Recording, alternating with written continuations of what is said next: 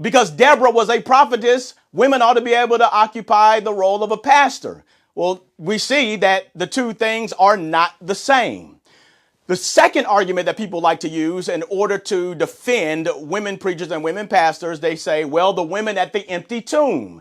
They were the first ones to see that the tomb was empty. And what did they do? They ran and they told the disciples that the Messiah has risen. And people will make a whole argument about this and say, see, because the women were the first ones to see the resurrection and they went in and told the disciples about the resurrection. We see that women were preaching about Jesus, so to speak.